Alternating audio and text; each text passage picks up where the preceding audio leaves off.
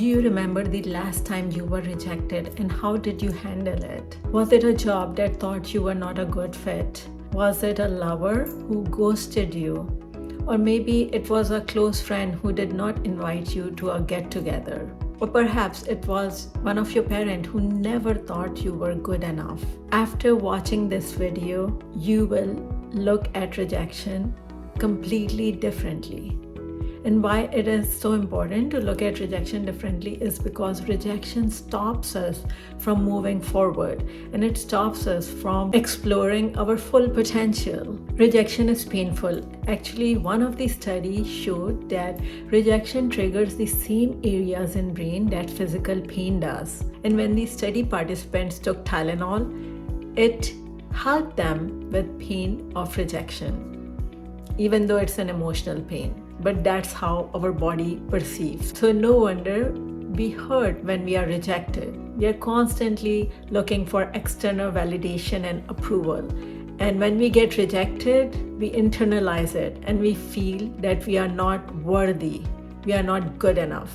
I want you to look at rejection in 3 different ways. But first, I want to share some of the recent rejections I have personally experienced. So after starting this channel, I have received some comments that are very rejecting and very condescending, and I'm going to share those comments with you.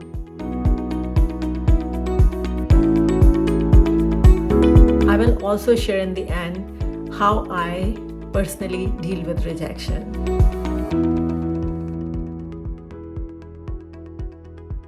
Number 1, you can look at it as projection. So anyone who's saying mean, hurtful things to you, it has absolutely nothing to do with you. It has to do with them. They are projecting their own insecurities onto you. Because for our psyche, it's very difficult to accept our own insecurities. So if they are making fun of how you talk, for instance, they are insecure about something within them, but for their psyche to accept that they don't like that part of themselves is very difficult. So it's easier for them to say, I don't like that part of you. So it has nothing to do with you, absolutely nothing. So whenever someone is saying rude, mean, or hurtful comments, don't just put a boundary right there. Understand it has to do with them, not with you.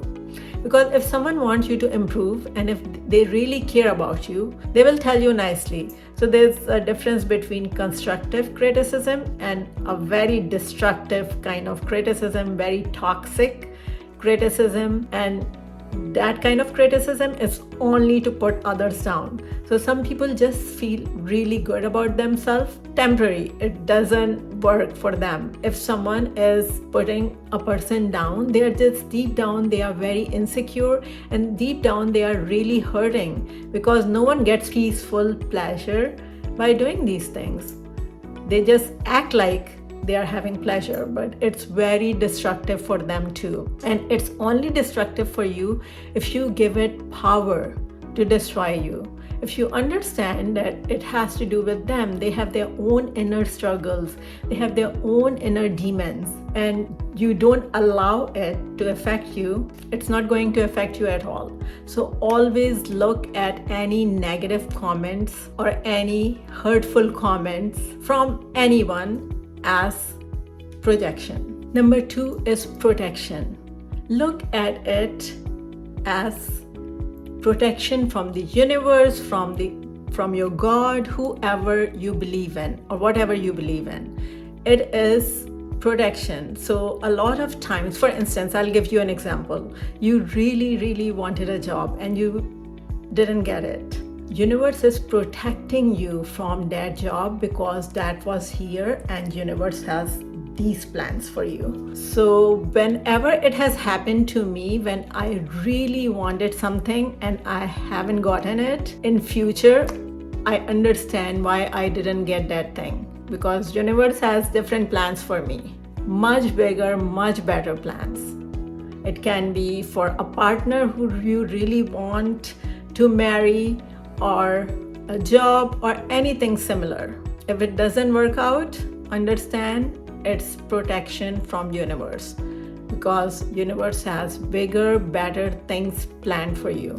Number 3, which is my personal favorite, if you want to go a step further in dealing with rejection, after understanding it can be projection, it can be protection from universe, but if you want to go to another level of maturity, fully analyze the situation. This is really true in something, for instance, if I make a video and it does not do well, and I get a lot of negative comments, maybe hateful, condescending comments too, I try to analyze what about this video triggered other people to this extent that they are saying such hurtful, negative comments. So I do an internal analysis of what I did with this video and how I can improve it. It's not always about other people and universe. Sometimes rejection also give a chance to improve your art. So just look at step by step